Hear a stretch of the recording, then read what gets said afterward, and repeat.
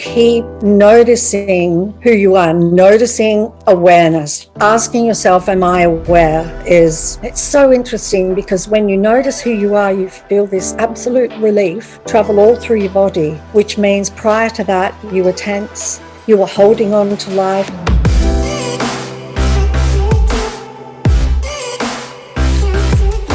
Hey everyone, welcome back to On Purpose, the #1 health podcast in the world. Thanks to each and every single one of you that come back every week to listen, learn, and grow.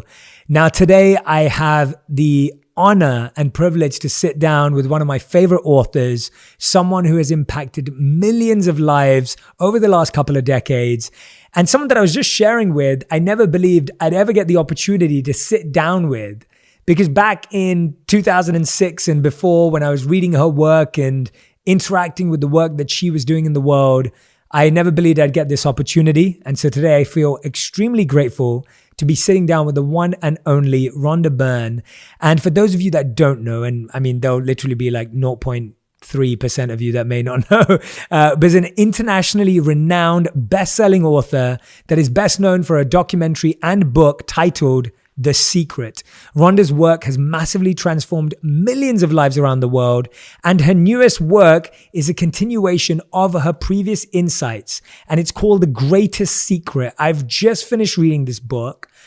I genuinely cannot wait for it to be in your hands, and so we'll be putting the link to the book with the podcast. So make sure that you go and grab this whenever you have that moment during this conversation, that you're accessing The Greatest Secret. Rhonda, welcome to On Purpose, and thank you so much for doing this.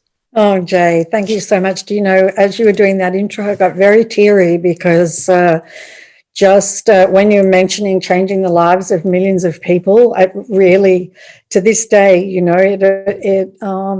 it just affects me. It's so humbling. And I'll receive a letter from somebody, and it's like the very first time that I've read a letter and somebody's life has changed, and it's never altered over the years. It just affects me the same way. So I just had a total meltdown listening to you then. So thank you. That's amazing. I love hearing that because I feel so similarly that it's such a honor and humbling opportunity to have an impact on anyone. And so I love hearing you say that, and it's so beautiful. And I know I heard recently that you actually moved and you moved home. Is that true? That's true. And Yes. I was going to start there because I almost feel like the act of moving is such an interesting journey in and of itself, physically, mentally, emotionally, spiritually. And I wanted to ask you what your move was like and what that journey was like on each of those levels. Well, I love it because you always end up by throwing material things out. You know, I don't need this and I don't need that. So it's a real cleansing to move, I think, and go through everything. And I don't need any of these things anymore. And I mean, sometimes I give away things and then I'm like, oh gosh, I really did need that. But who cares? You know, who cares? But do you know, can you believe this? I moved next door to where I was. Next door. Right? Oh, is wow. is that crazy or what? And so I'm on a property that is 85 acres of orchards and avocados and oranges and lemons and all of those things. And what absolutely gets me all of the time in life, and I never tire of it, is the way that life or the universe always lines up everything I've ever loved in my life. And so always, absolutely always, like open fires. And this property has deer walking all over it. And for me, coming from Australia, we don't have deer in Australia. And so it's just, oh my God, so amazing to wake up in the morning and there are deer outside my bedroom window. And I mean, just squirrels jumping everywhere. And so, yeah, it was really, really beautiful, a beautiful move actually. And it was effortless, absolutely effortless. And kind of anew, you know, when you move, it's sort of anew. But then at the same time, you take you with you wherever you go, right? Yes. And so it's always really good to just be working on the inner part of ourselves, because then when you take you with you, you have a fabulous life. What was the thing that you were happy to let go of physically or emotionally of that space? And what was something that you rediscovered, maybe that you'd forgotten about, that you thought, oh, I actually am excited to take this with me? Actually, I had moved a year earlier, so I'd had a massive cleanse when I moved. I had been in a really, really, really big house for like 15 years. And so that was amazing, because I was just giving away everything. Would you like this? Would you like this? And so this move wasn't as great, because I'd already cleaned everything out for the year before. And so let me think. I mean, the things that I loved about the house that I was in was the incredible sunrises and sunsets, and that I got to see those. That house had massive orange trees everywhere. And so the orange blossom was absolutely intoxicating. I think, Jade, all the things I love in life are the things that are free. They're not anything that kind of money buys. And the house that I was in was full of light, and absolutely beautiful. But then the house that I've moved to, and it didn't have open fires, the other house, and I love open fires. And then the house that I've moved to has open fires. It has all of the light. It has the orange trees, the orange blossom. It has a beautiful view across the oceanfront views. So it has the sunrises and the sunsets. And so it's just everything kind of lined up for me with the house that I'm in, after being in the previous house. But I'm trying to think of things that, really, I think I just gave away mostly kind of clothes and things like that, and a few appliances, and just sort of things like that, not in my previous house. I gave away everything. I gave away barbecues. I was like saying to people, do you need a juicer? Do you need this? Do you need that? And I was just giving away absolutely everything, which I loved. And when I moved from Australia to the United States, this was just prior to The Secret being released, I came with 2 suitcases. That was it. I left my home, everything that I had collected over, 20 years or whatever it was. I left it all behind, and I came here with two suitcases, and it was for the release of The Secret. And I just intuitively knew that the United States would be the country that lit The Secret up first, and that I needed to be in the States. So I traveled here. I had 2 suitcases, and then everything that I owned back there, I gave it away. I gave it all away. Absolutely everything. Yeah. Except for 2 things. 2 things that I ended up by having shipped over. That one you can see behind me there, that tapestry. Right. Can you see that? Yes, I could see it. And see that Buddha. Yes. That Buddha. And those two things I brought with me, they were just like really special to me. But everything else I gave away. So I'm really good at letting things go, and I'm great now at letting things go, especially material things. I'm not really attached, Jay, anymore. I had decades of attachment, and I don't think attachment in the end's a lot of fun.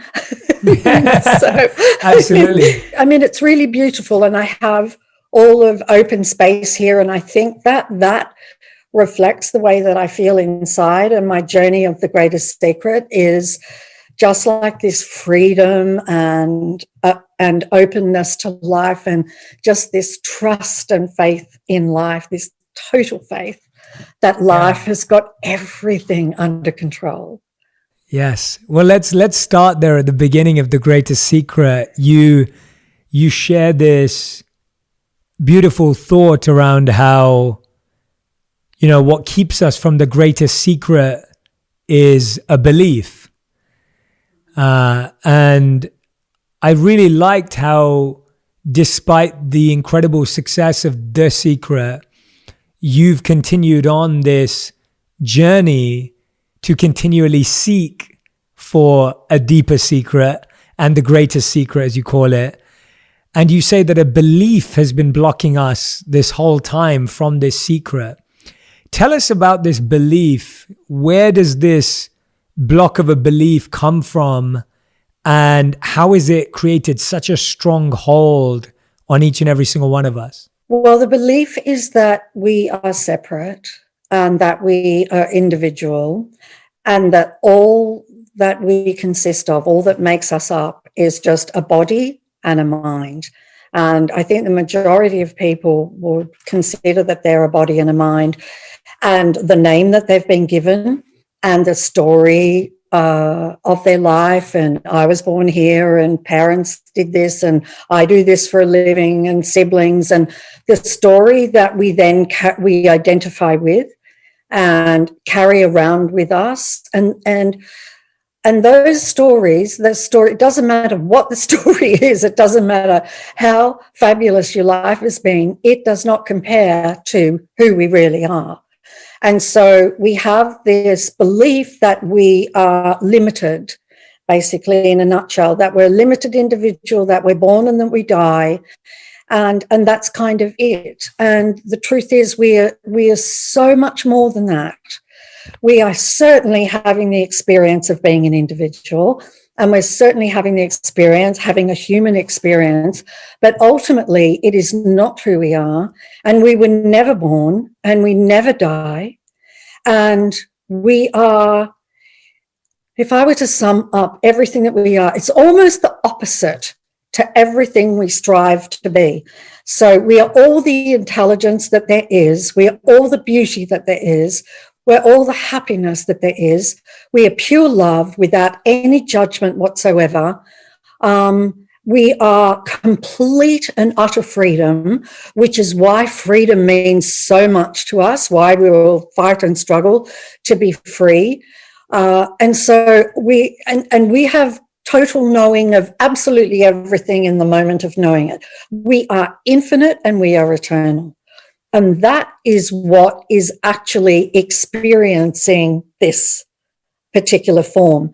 And so we have a belief that we are an individual, that we're separate, that we're born and that we die. And our mind reaffirms that over and over and over again through all of its thoughts, and with everything we say, with every thought and every single thing that we say. And actually, doesn't the world affirm that over and over, that we're separate? But we are unlimited. We are absolute perfection. And I'm not talking about the name or the ego. I'm not talking about that, because we all can see what egos can get up to. You know, they can cause a lot of trouble. Egos want approval. They want attention. They want to be right all the time. They judge all of the time. And so, you know, they're not something to attach ourselves to and to identify with, when we are this incredible being that is blissful happiness. And so we can have a life where we are living as an individual human, having an individual human experience, but from the perspective of the infinite being that we are, in which case we will never be touched by negativity, no matter what happens, and we will remain in lasting happiness no matter what. And this has been my journey, really, from the secret to now. And I was searching 7 days a week. I was just like one of those crazy people. I'm like, if there is this law that governs our mind, then there is definitely way, way more to discover. And so I just searched in religions and spiritual traditions and read thousands of books. And it wasn't until 2016 that I had this experience where I realized who we are. And I was like, why haven't I seen this? Why haven't I? What is it? How could I have missed this? And from that moment of realizing that, there was this happiness that arose inside of me. And then with everything that I did from 2016 to 2020, that happiness just became deeper and deeper. And then I would just notice things like that person, you know, when they would do something or other, they used to bother me a lot. That didn't bother me anymore. And how was I ever bothered by that? And that particular subject doesn't bother me anymore. And so I was just finding that I wasn't reacting to life. The reactions were all dissolving. Judgment was dissolving. I was just, whatever was happening, I'm like, it's fine, it'll be okay. And so with letting go of all of those things, including the belief that we're a limited being, we become free, really, truly free. And then we will live a life that's described as heaven on earth or nirvana, a life where we know we don't die. And the body ends, sure, but who we are does not. And so, yeah, that's been that's been my journey. That's been my journey. Well, it's beautiful hearing it, because I was very fortunate enough to at least learn about that intellectually when I was 18 and I first met the monks that I lived with. And then when I went and lived as a monk for 3 years in India and across Europe when I was 22 to 25, the texts that we studied, whether it was the Vedas or the Gita, introduced me to that, at least intellectually.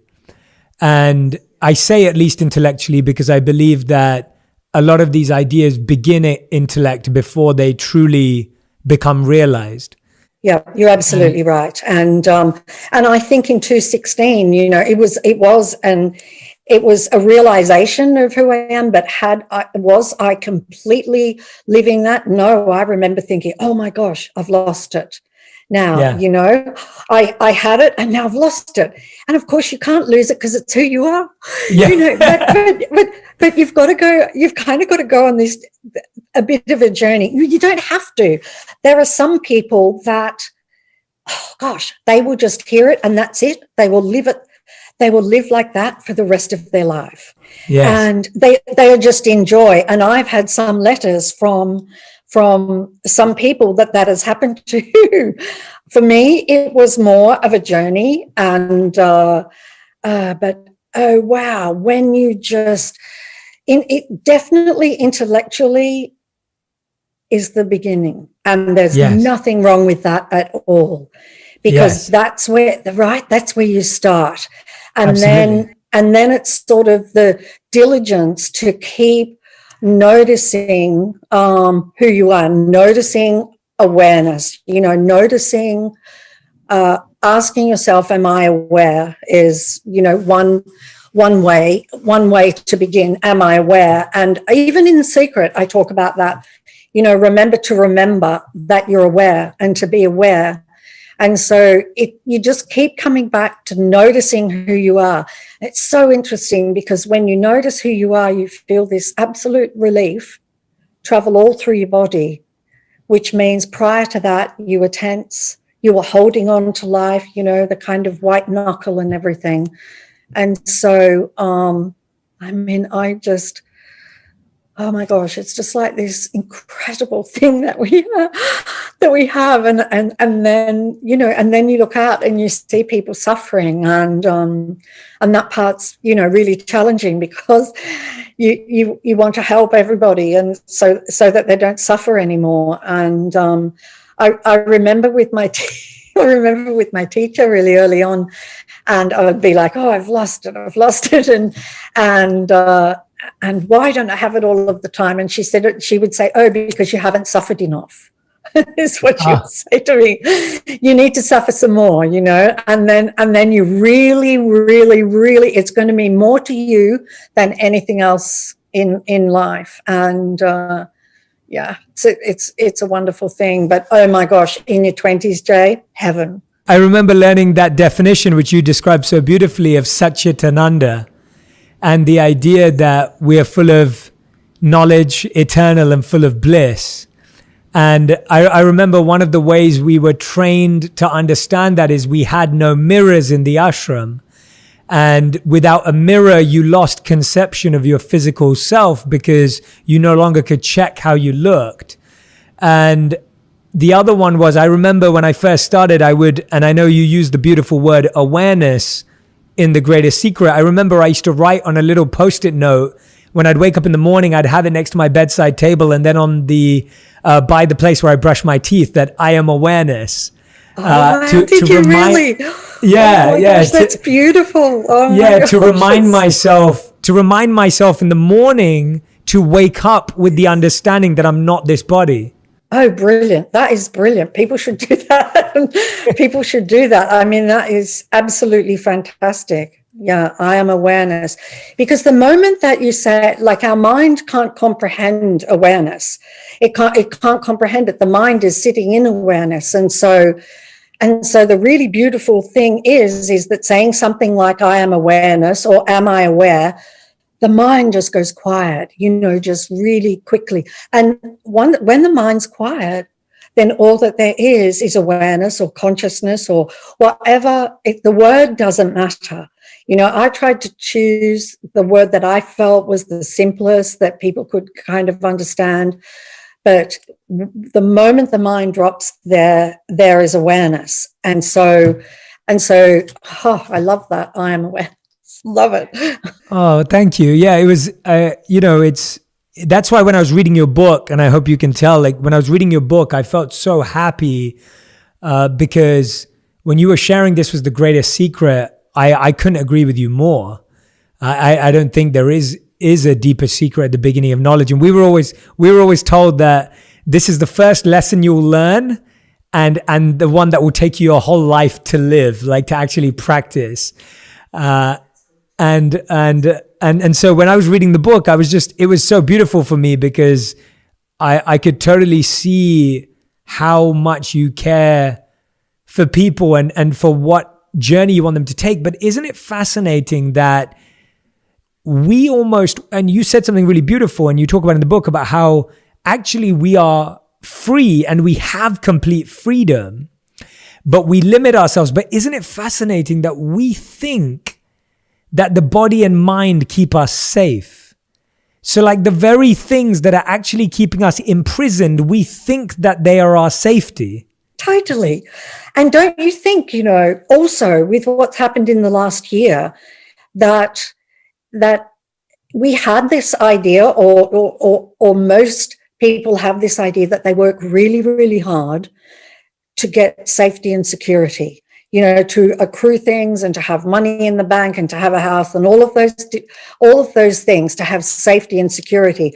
And this world event that came along shook that and actually showed everybody what is the truth. And that is that we will never find safety and security in the world. And the reason we won't is it's always changing, always changing. But we are the only safety and security in existence.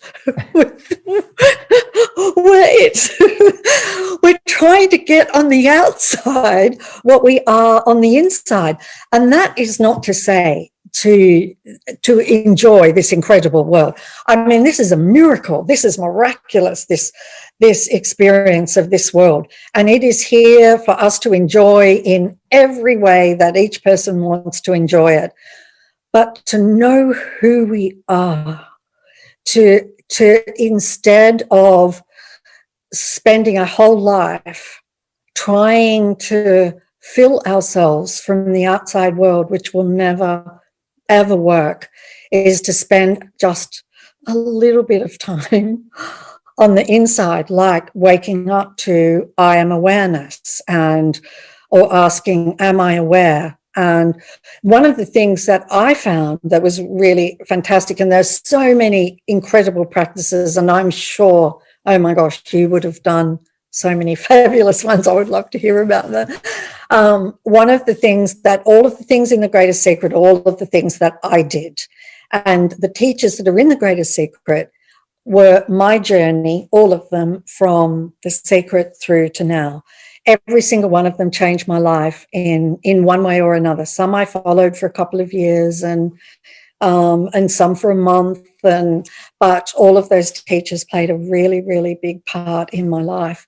And so the practice in The Greatest Secret that had the greatest effect on me, and that I would say for anybody, is the best thing you can ever, ever, ever do.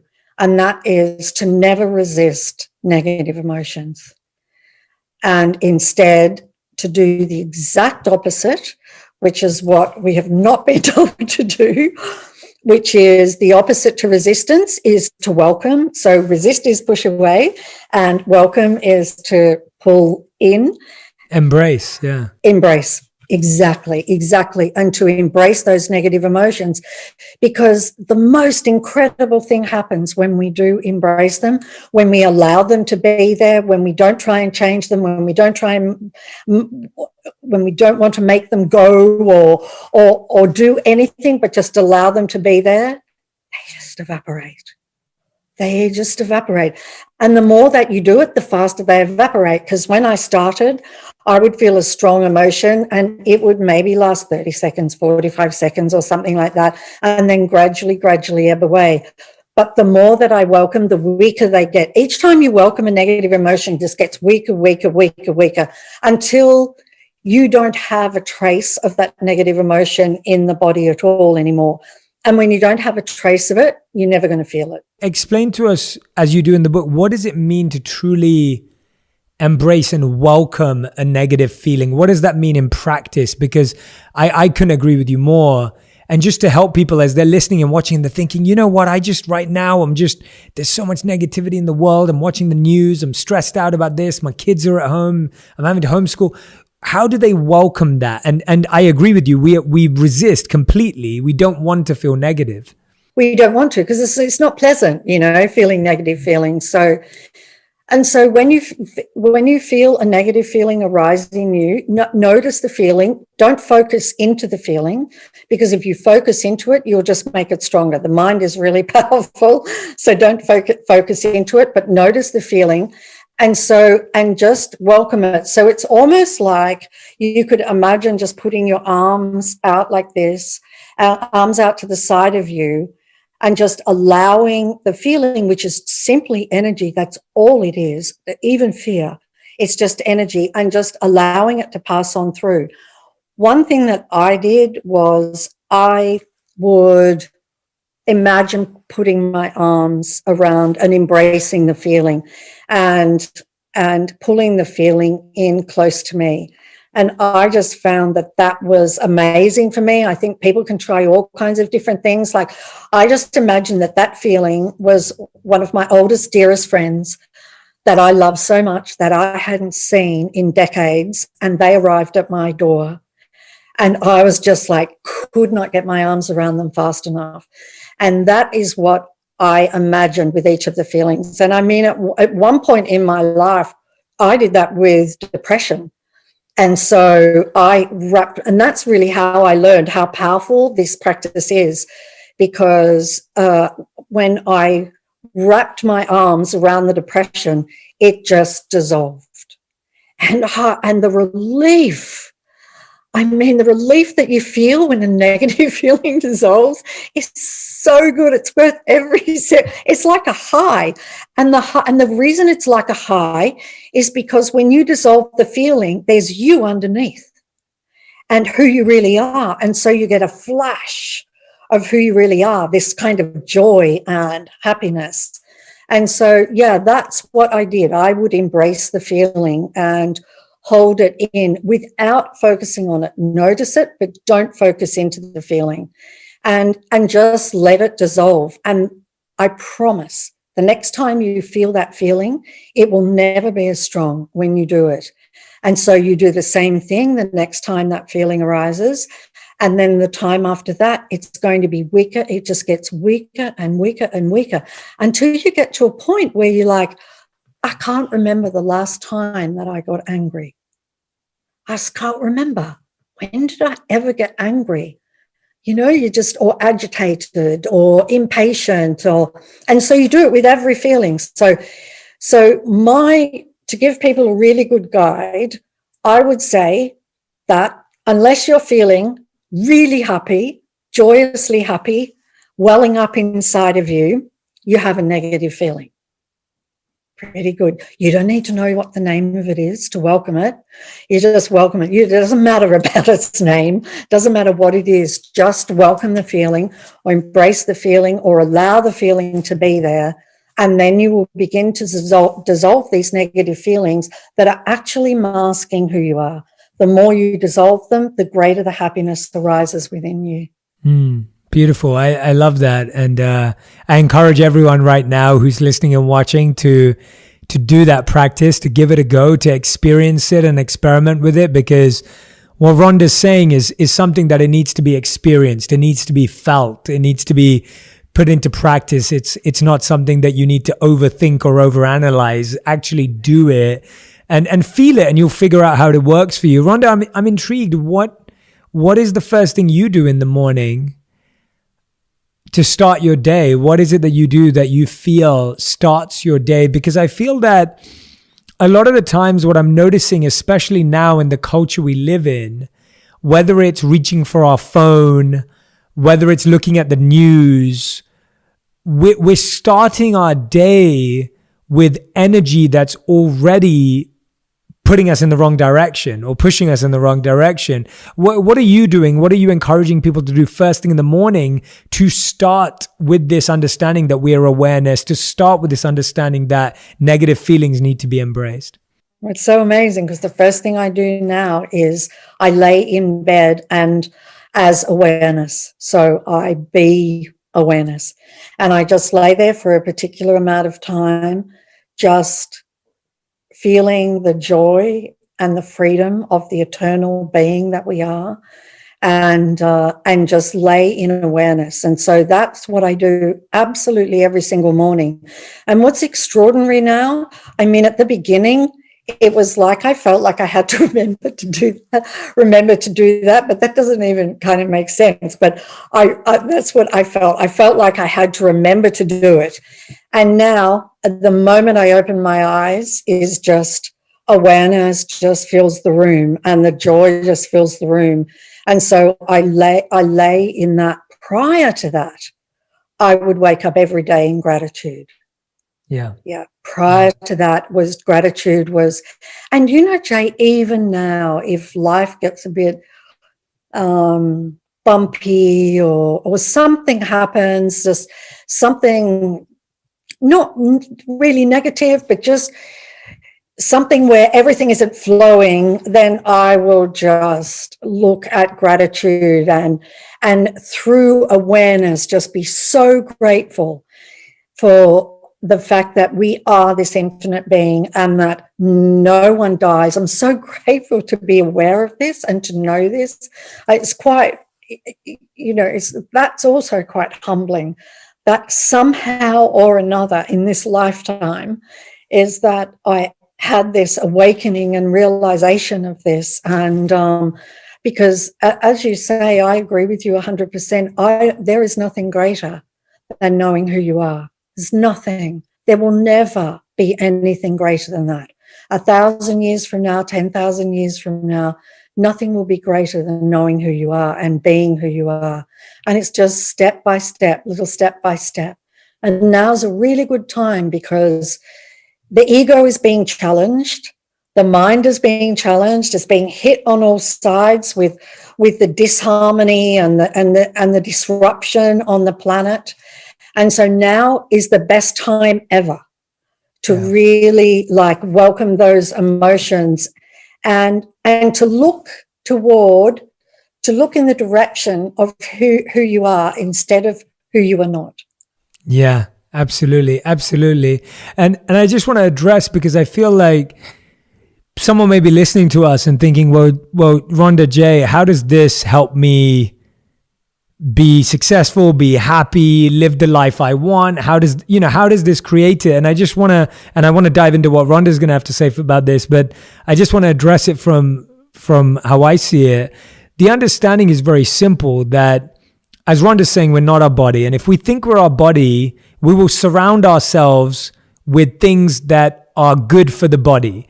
But if we're not the body, then none of those things can actually satisfy us. And an example that we'd always learn from the Vedic tradition was a fish out of water. That if you took a fish out of water, you could give it a mansion, you could give it a car, you could give it jewelry, you could give it money, but that fish will die because it's not in water. It's not where it belongs, and it isn't in its natural habitat.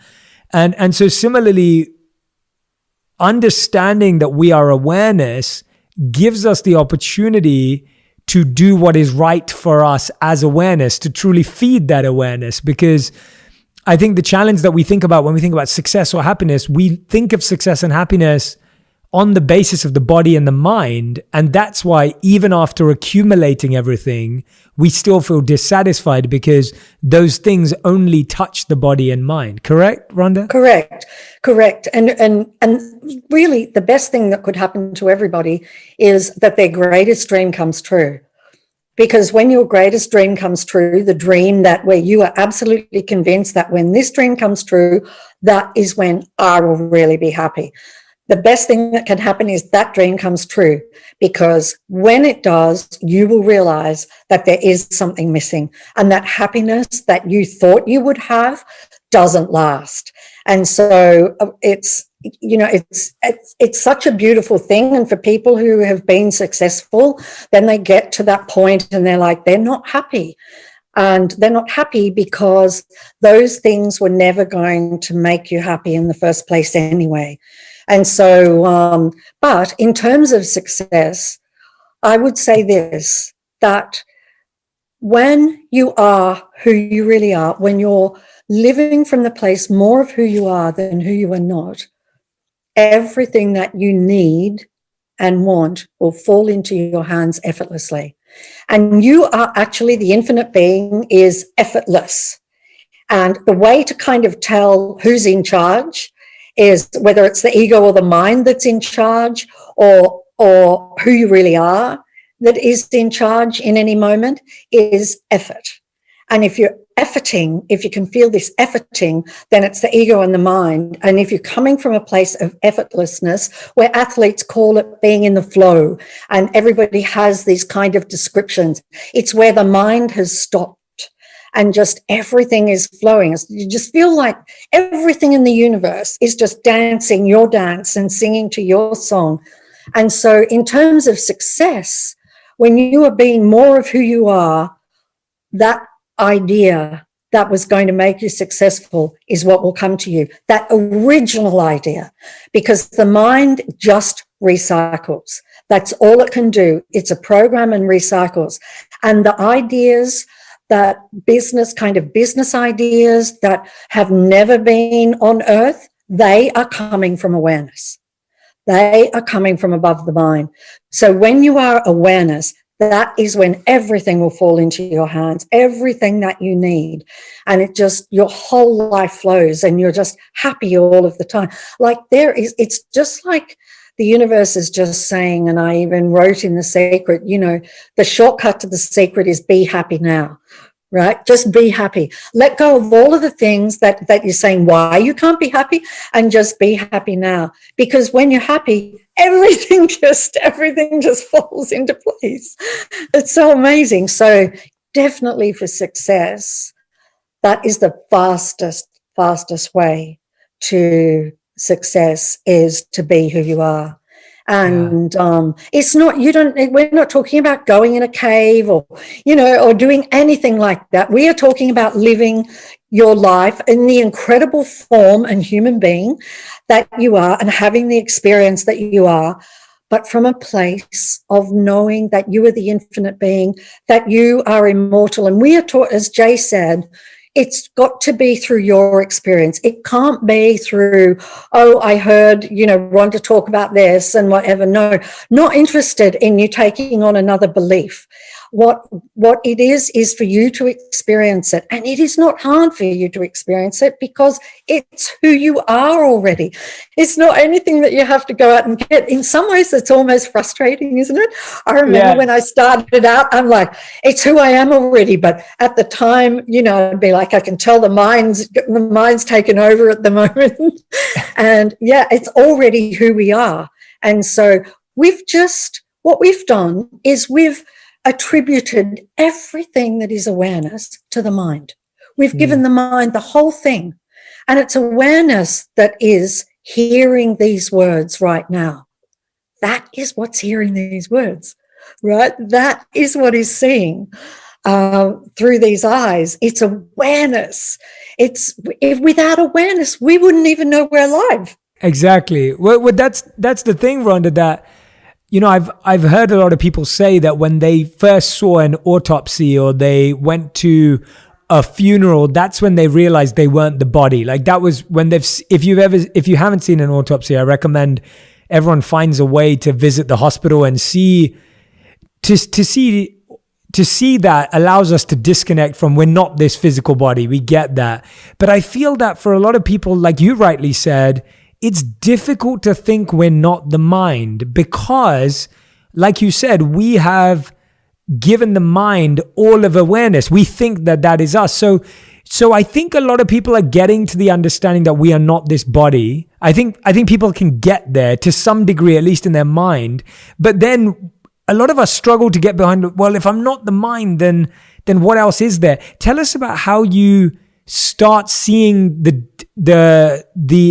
tell us about how you start seeing the fallibility of us thinking we're the mind. So let's just investigate and look at the mind and what the mind is. And so it's really good for you to find out what the mind is, especially considering that most of us have given it total authority over our life. And we believe all of the thoughts that it produces, and which is the voice in your head. And the voice in your head is not who you are. So that was a really big revelation for me. So all that the mind is made of is thought. Beginning to end, full stop. It's thought. And so it's memory, which is thought. And it has images, which is just thought in pictures, but it's still thought. And the current thoughts that we think. And so all that the mind is made of thought. And so without a single thought, and check for yourself, the mind isn't there. If there's no thought, there's no mind. And so when you begin to look at that and investigate that, then it's really quite interesting. But then so now we know that the mind is just thought. And therefore, when a thought comes and a thought goes, if we were our mind, then that means that when a thought comes and when a thought goes, a little bit of us would go with it. And then when a thought comes and a thought goes, a little bit more of us would go with the thought. If we were our mind, a bit of us would be disappearing with every single thought. But if you look at it, guess what? You are there, aware, before a thought comes, and you're there after it leaves. So how can you be the mind? And the other thing is, what is aware of the thoughts in your head? Awareness is aware of the thoughts in your head because a thought is not aware. A thought has no awareness whatsoever. And so the one that is aware of the thoughts is who you really are. And so when you start to and just sort of sit with this a little bit, I'm not suggesting that, in this moment you're like, I know I'm not the mind. But if you just kind of sit with this, and next time when you've got a whole lot of thoughts coming through your head, that you remember this and think about it. I was here before all of these thoughts, and I am still here after they go, fully intact. None of me has disappeared. And what was it that was aware? Because you could even ask this question: am I the thoughts that I think, or am I the one that is aware of those thoughts? We never say I mind, we say my mind or my body, or we say my car, because we realize that we are not it, right? You don't say I mind, you know, so it's so clear to us in even our language that it's my mind. That means my mind belongs to something that is me. And hence the question is, who am I? Because it's my body and my mind. And I think what you just shared so beautifully is exactly that, is that it is something that is existing beyond the purview of the mind and thought simply.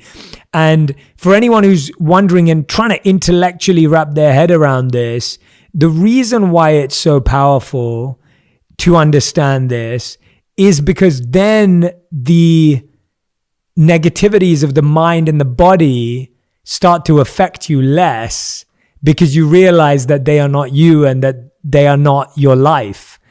And that's the key, that, you know, if anyone's wondering, well, how does this help me? That's how it helps you, is because you start to recognize that what happens to the body, just like if your car has an accident, you may feel a little bit of pain, but you don't feel the same pain as when something affects your body directly.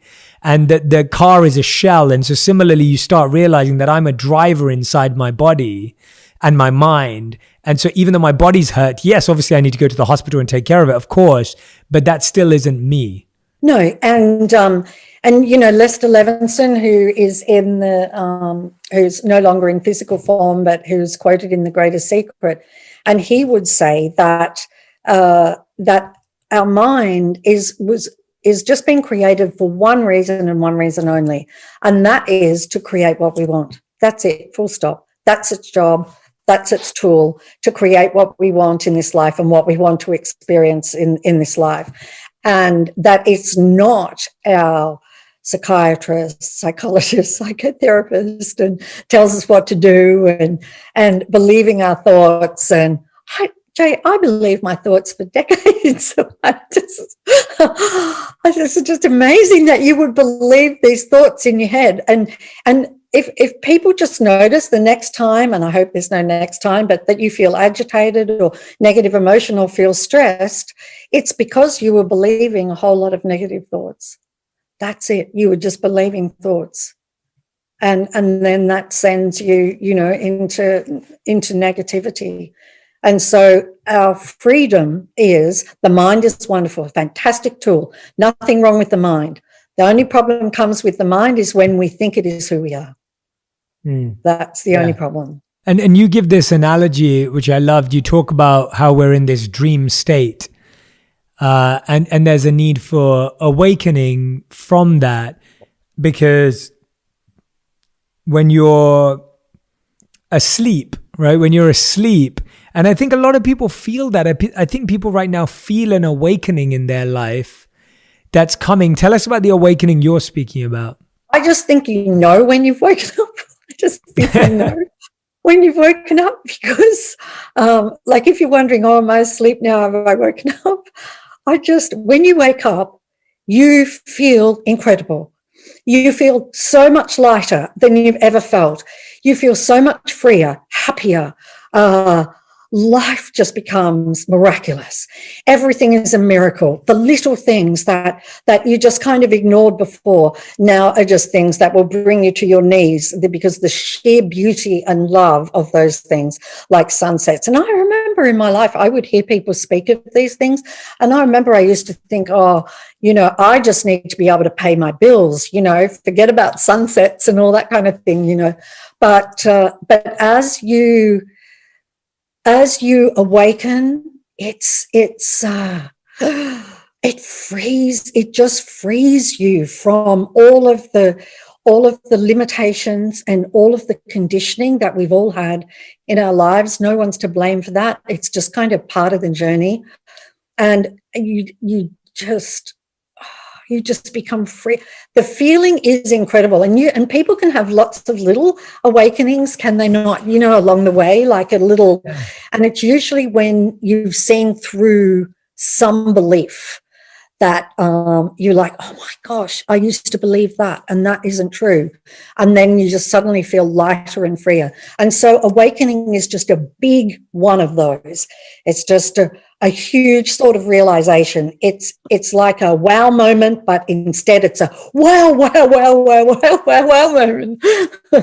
Everyone can have it. There isn't anybody that can't have it. Everybody can have it, because it's who you are already. What are some of the daily rituals that people can do to experience what you're speaking about? Because as we both know, it isn't a life hack, or it isn't an app download, or it isn't it isn't a mechanical, operational, logistical, read this 3-page, it's not that. So what is it? Like, how do we make it more tangible for our tangible minds? Because our minds are wanting to do something daily and repetitively, because it is repetition. There is repetition. What would you say we can do daily? Well, one of the things that you can do, which really helps disidentify with the body and the mind, is to take let me see. So first of all, take your body and just put your body aside over there, because you are not the body. So just like put that aside for the moment. That is not who you are. You can pick up the body in a minute or two, but just put the body aside, and then put aside your name and the age and the description of you, and also put aside the story of who you think you are. Put all of that aside. So now the body's aside, the story's aside, all of those other things are aside. Now what you're going to do is you're going to take the mind, and just for a moment, you're going to put the mind aside. And that includes all memory and all thoughts and all feelings. And you're just going to put that aside as well. Just pop that aside. And now very quickly notice what is left. Because what is left is awareness. And so that is one way, that's a really good way in the beginning to come back to awareness. And it's like, I think in ancient traditions, some of them spoke about, it's like peeling the onion, right? Mm. So instead of us accruing, we think we have to pile on all this knowledge and everything. We go through life and, I need to learn more, and I need to accrue more, and I need to get all of these degrees, and all of that has its place, but it's never going to set you free. And so peeling away what we are not and seeing awareness is what will set you free. And once you can get to the place, honestly, the way that I did it was, and I put it in the book, and it's 3 steps. I would ask myself multiple times in the day, am I aware? And the moment I would ask, am I aware, awareness would be there. There would be this awareness. And then I would go about my day, and then I would ask again, am I aware? So I did that constantly. That's a practice to do constantly. After a while, actually really short amount of time, days really, or a week or 2 weeks, when you go to ask, am I aware, you can't even ask the question, because awareness is just completely there immediately. And so the second step is, the first step transforms into the second step. So you go from asking the question, am I aware, to automatically noticing awareness. So then lots of times in the day, notice awareness. And then the third step is stay as awareness. And the second step merges into the third step, because when you notice awareness enough, then you're going to find that you are staying as awareness more. And so what happens is, just so people understand, what happens is the mind is kind of potentially for many in the foreground at the moment and sort of running your life. And awareness is so quietly, beautifully, magnificently, quietly sitting in the background. But when you ask the question, when you notice awareness, stay as awareness, what happens is there's a total shift, and awareness comes to the foreground and the mind goes to the background. And that way you can use the mind whenever you need to use the mind. It's great to make a date, like for us, doing this podcast. It's really great for things like that. But then you can stay as awareness, and then your life is just absolutely effortless, and you just have incredible happiness, and that's where it all is. I love that, Rhonda. It's been beautiful discussing this with you, because I love that you're really, I really do believe it is this. You're really challenging all your readers and the people in the world to go beyond the body and the mind, which really means to go beyond the desires of the body and the mind, which is really difficult because we've been trained to believe that the desires of the body and the mind are what will make us happy. And so I commend you and feel great joy that you're putting this message out there and encouraging people to go in this direction. And I want to ask you now what we call the final 5. These are your final 5 questions.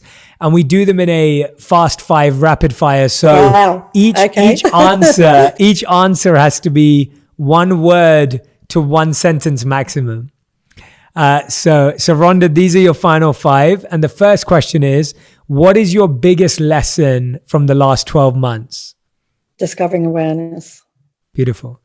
What are you hoping to manifest in 2021? Freedom and joy for as many people as possible.